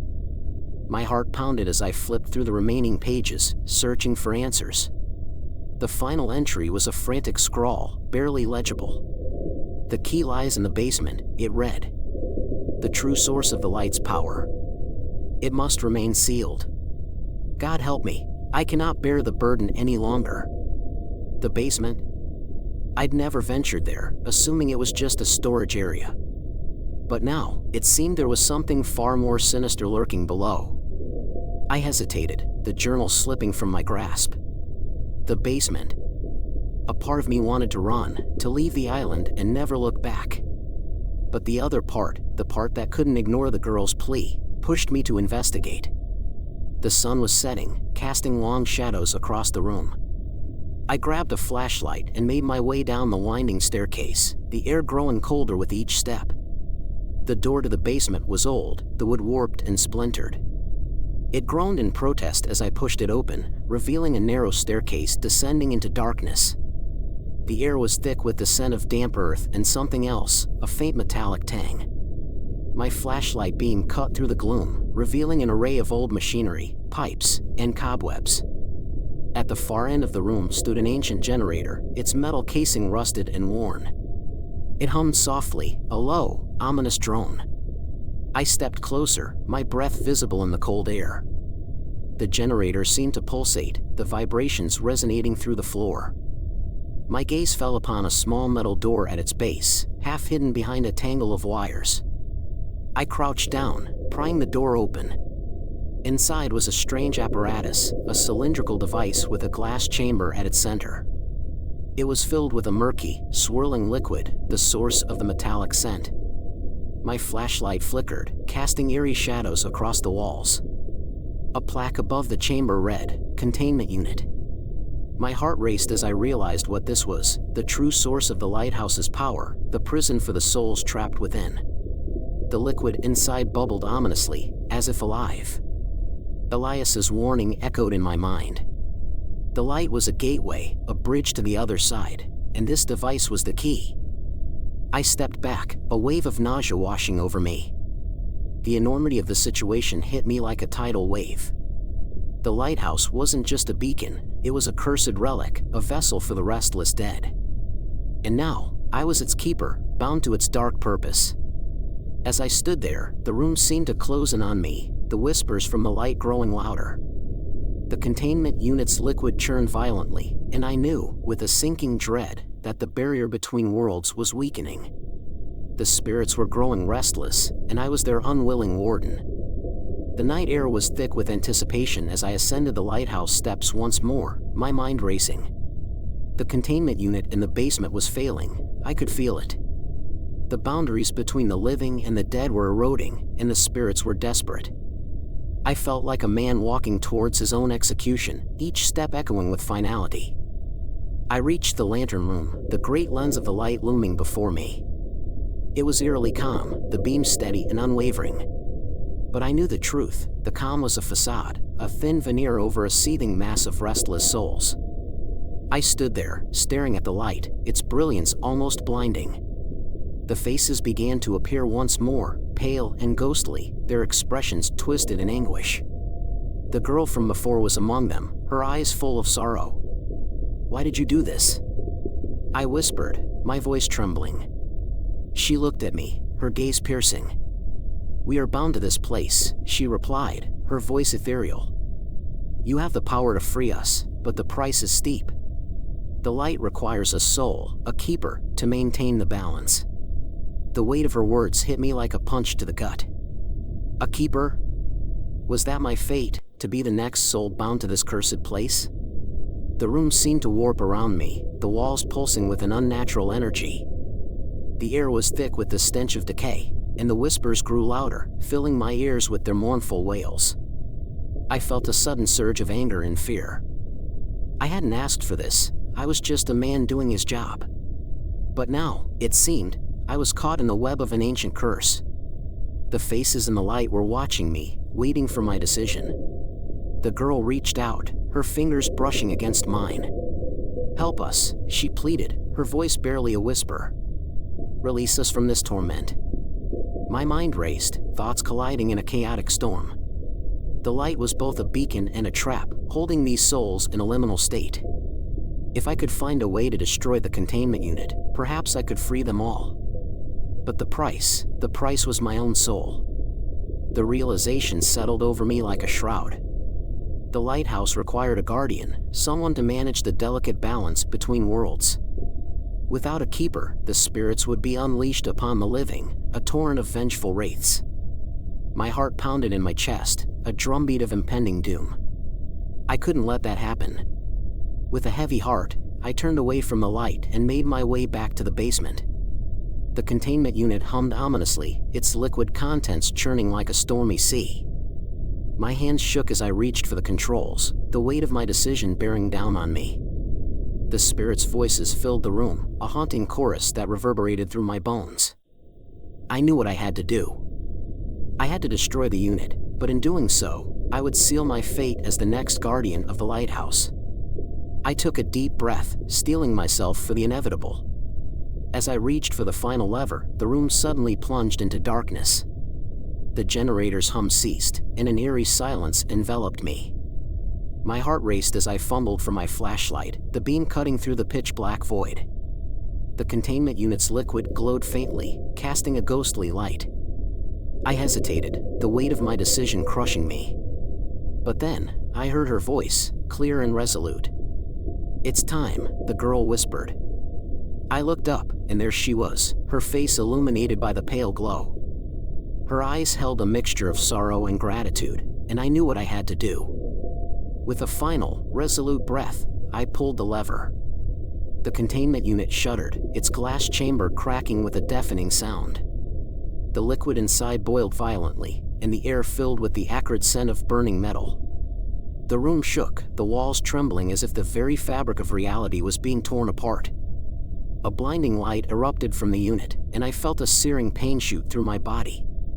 The whispers turned into screams, a cacophony of voices that echoed in my mind.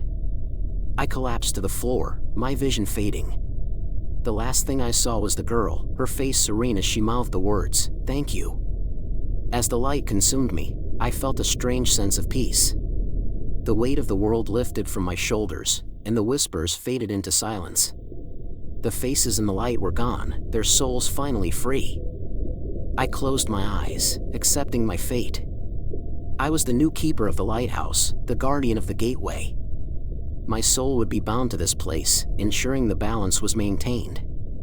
And as the darkness enveloped me, I knew that the curse would continue, waiting for the next unfortunate soul to take my place. Story 7. The Haunted Typewriter.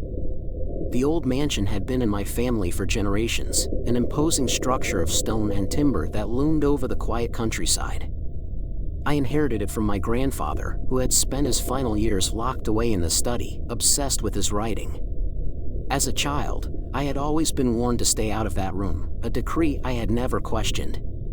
Now, as the new owner, I found myself irresistibly drawn to it. It started the first night I moved in.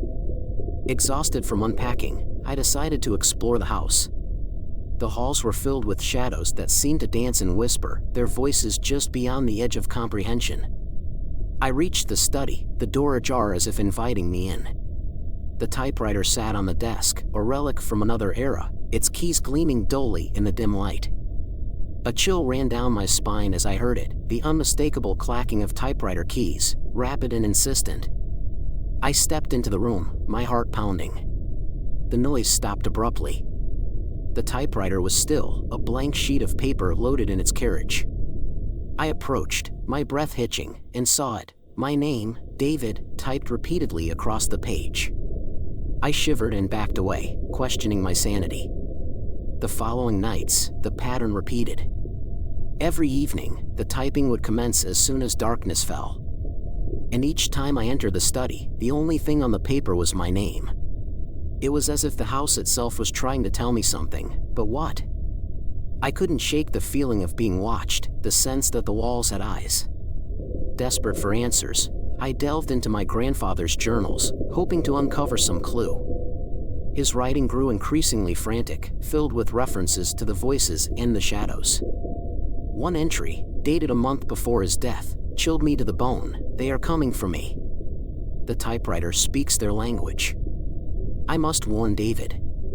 But the warning ended there, incomplete. Determined to confront whatever haunted this place, I stayed in the study one night, the old typewriter before me. Midnight struck, and the keys began their eerie dance. I watched, transfixed, as my name appeared over and over. Then, without warning, the typing ceased. Silence. I reached out, my fingers brushing the cold metal of the typewriter, and felt an icy grip on my shoulder. I spun around, heart racing, but saw nothing. Just shadows. But as I looked back at the typewriter, a new line of text appeared. "Help me." My blood ran cold. Was it my grandfather reaching out from beyond the grave?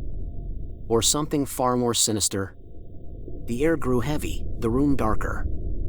I felt a presence, unseen but palpable, a weight pressing down on my chest. The typewriter's keys began to move again, slowly this time, spelling out a final message: "Leave before it's too late." Despite the ominous warning, I couldn't leave. Something in the house demanded my presence, a mystery that needed solving. I began to notice the changes around the mansion. Objects would move on their own, cold drafts would brush past me, and shadows grew darker and more sinister. I found myself waking up in the middle of the night, drenched in sweat, the sound of typewriter keys echoing in my mind. One evening, I decided to search the attic, a place I had always found unsettling. Dust-covered furniture and forgotten family heirlooms filled the space, their shapes barely discernible in the dim light. As I rummaged through an old trunk, I discovered a collection of letters, each written in my grandfather's hand. The letters detailed his research into the house's history, revealing a dark and twisted past. The mansion had once belonged to a reclusive writer named Edmund Blackwood, who had mysteriously vanished in the 1920s. Local legends claimed he had made a pact with otherworldly forces to gain inspiration for his writing. His typewriter, they said, had a life of its own, channeling the spirits of the damned.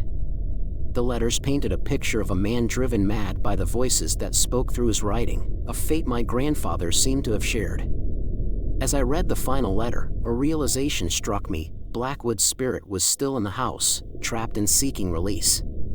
The typewriter was his prison, a tool that connected our worlds. I felt a mix of fear and determination. I had to find a way to free him and end the haunting that plagued my family. That night, I set up cameras in the study, hoping to capture any supernatural activity. As midnight approached, the house grew eerily quiet. The cameras buzzed with static, the screens flickering. Then, the typing began. I watched in horrified fascination as the keys moved on their own, spelling out my name once again. The air grew colder, the shadows deeper. Suddenly, the cameras went dark. A cold wind swept through the room, extinguishing the candles. I was plunged into darkness, the only sound the relentless clacking of the typewriter. I felt a presence behind me, breathing down my neck.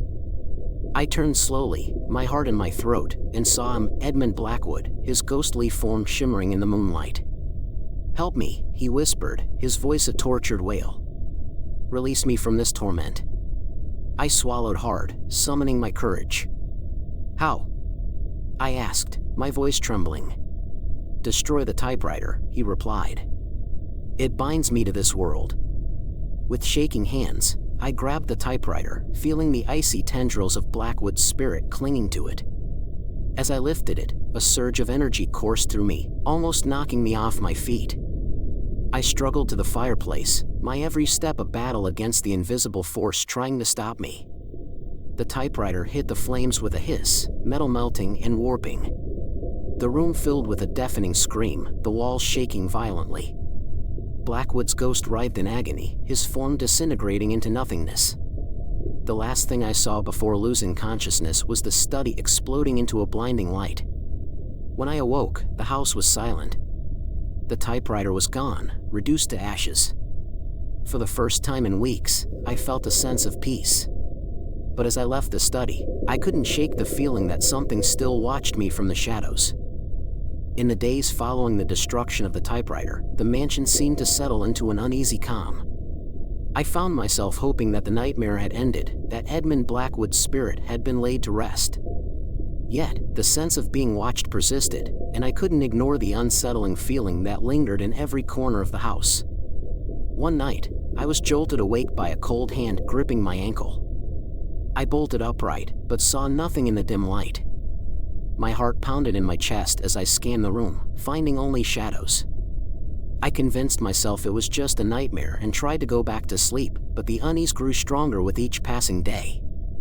Determined to uncover the truth, I sought out local historian Mrs. Thompson, who had spent decades researching the mansion and its previous inhabitants. Her eyes widened when I mentioned Blackwood and the typewriter. "You must leave that place," she warned. "Blackwood's spirit is not the only one tied to that house." Her words chilled me to the bone. She explained that Blackwood had dabbled in dark rituals, opening a portal to another realm. When he disappeared, it wasn't just his spirit that was left behind, but something far more malevolent. This entity had attached itself to my family, feeding on our fear and despair. Armed with this new knowledge, I returned to the mansion, determined to confront whatever evil still lurked within its walls. I spent hours searching for any remaining traces of Blackwood's rituals, finally discovering a hidden compartment beneath the study floor. Inside, I found an ancient book, its pages filled with symbols and incantations in a language I couldn't understand. That night, the oppressive atmosphere in the house grew unbearable. The walls seemed to close in around me, the air thick with an unseen menace. I heard the whispering again, the voices growing louder and more insistent. My name, repeated over and over, as if called by countless unseen mouths. Desperation gripped me as I realized I had to act quickly. I pored over the book, hoping to find a way to banish the entity. The symbols swam before my eyes, incomprehensible and maddening. As I struggled to make sense of them, a sharp knock echoed through the house. The door to the study slowly creaked open, revealing a figure cloaked in darkness. It was not Blackwood, but something far more sinister. "David," it hissed, its voice a cacophony of tortured souls. "You cannot escape."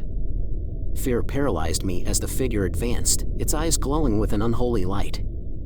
I knew I had to finish what I started, to end this curse once and for all.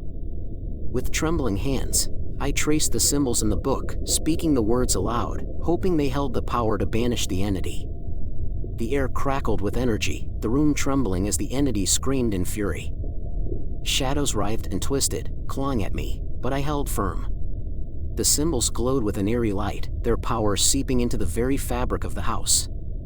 The entity roared, a sound that shook me to my core, and then, with a final burst of light, it vanished. I collapsed to the floor, exhausted but victorious. The house was silent, the oppressive weight lifted. For the first time, I felt a sense of true peace. But as I caught my breath, I noticed something on the wall, a single word, scratched into the plaster: "Beware." In the wake of the confrontation, the mansion was eerily quiet.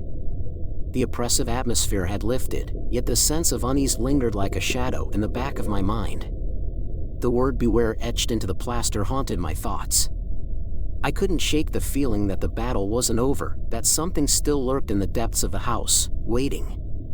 I spent the following days in a haze of anxiety, the word "beware" gnawing at my sanity.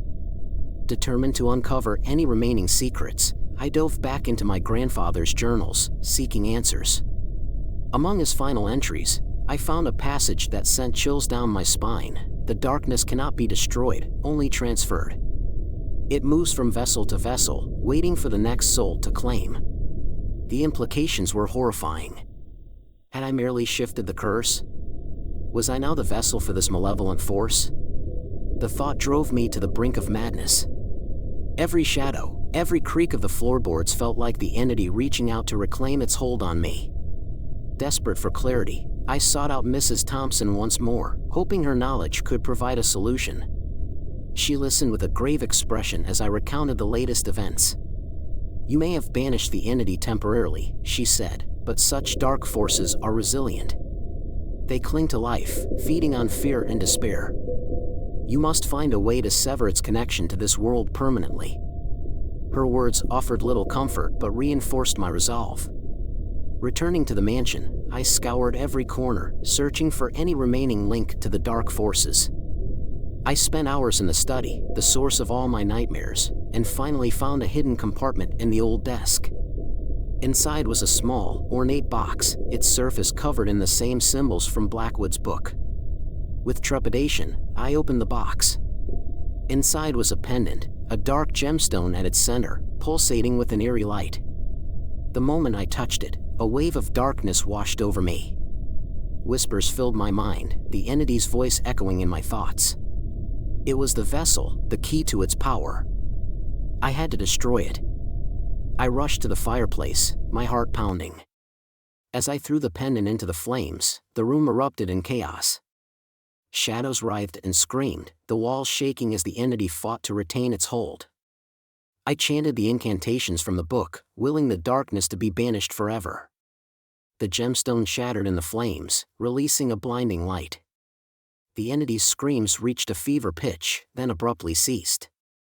The house fell silent, the oppressive weight lifting. I sank to my knees, tears streaming down my face. It was over. The curse was broken. But as the light faded, a chilling realization dawned on me. The house was too quiet. I rose to my feet, looking around. The study was pristine, untouched by the chaos that had just unfolded. The word beware was gone from the wall. It was as if the house had reset itself. A noise behind me made me turn. There, on the desk, was the typewriter, untouched and waiting. A sheet of paper lay in its carriage, my name typed repeatedly across the page. The last line was different: "Welcome home." Leave your favorite color in the comments if you've made it this far. The end. Thanks for watching.